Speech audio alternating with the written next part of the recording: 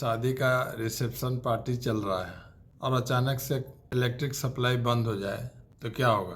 अंधेरे में खाने में तो प्रॉब्लम होगी।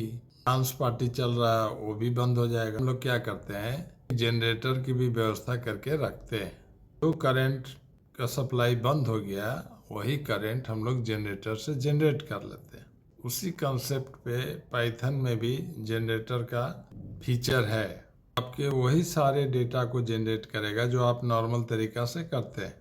जैसे जनरेटर जो था रियल लाइफ में कोई नया चीज़ नहीं जनरेट कर रहा था, वही करंट को जनरेट कर रहा था जो हम लोग नॉर्मल तरीका से यूज करते हैं। तो यहाँ भी आप किसी भी तरह का डेटा है, अगर आप चाहते हैं कि वो जनरेट हो जाए तो आप जनरेटर का इस्तेमाल कर सकते हैं। इसमें फ़ायदा ये है कि नॉर्मल तरीका से हम लोग जनरेट करते हैं तो उसमें हमारा मेमोरी भी इंगेज हो जाता है, मेमोरी का काफ़ी यूटिलाइजेशन होता है। हाँ, जो जनरेटर का जब इस्तेमाल करेंगे तो मेमोरी का नेग्लिजिबल इस्तेमाल होता है, क्योंकि यहाँ जब कॉल करते हैं तब वो जनरेट करता है, इसलिए मेमोरी का रिक्वायरमेंट नहीं के बराबर रहता है। यहाँ पे हम इवन नंबर जनरेट कर रहे हैं, तो जनरेटर बनाने का नियम ये है कि आप जिस चीज़ को जनरेट करना चाहते हैं उसका फंक्शन बनाइए, और नॉर्मल तरीका से डेटा को प्राप्त करने के लिए हम लोग रिटर्न का इस्तेमाल करते हैं, लेकिन जनरेटर में इल्ड का इस्तेमाल होगा, क्योंकि ये जनरेट कर रहा है। इल्ड का मतलब ही होता है पैदा करना। फंक्शन डिफाइन किया गया है, उसका नाम है generator underscore even. First value initialize किया गया है n is equal to 0। While true में आप ध्यान रखिएगा स्मॉल t नहीं लिखना है। तो जब तक ट्रू रहेगा आपके डेटा को इल्ड करता रहेगा। बाद में n के वैल्यू को 2 से इंक्रीमेंट कर दिया है।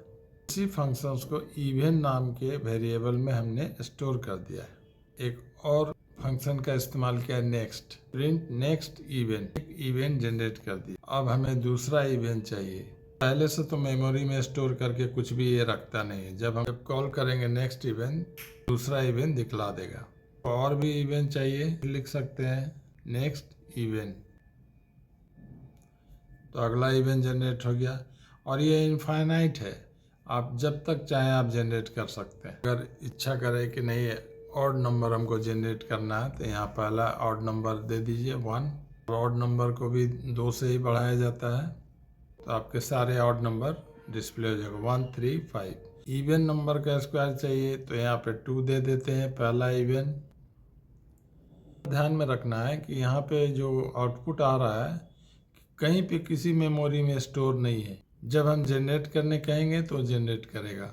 नेक्स्ट इवेंट कॉल कर दिए, अगला इवेंट का भी स्क्वायर मिल गया। Infinite number of data generate करवा सकते हैं। और दूसरा फ़ायदा, मेमोरी का भी इस्तेमाल नहीं होगा, तो हमारा मेमोरी भी बचेगा।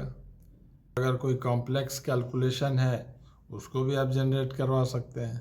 तो जनरेटर का इस्तेमाल यहाँ आप कोडिंग में भी उसी तरह कर सकते हैं जिस तरह आप अपने रिसेप्शन में बिजली के चले जाने पर जनरेटर का इस्तेमाल करके अपने फंक्शंस को कंटिन्यू रखते हैं।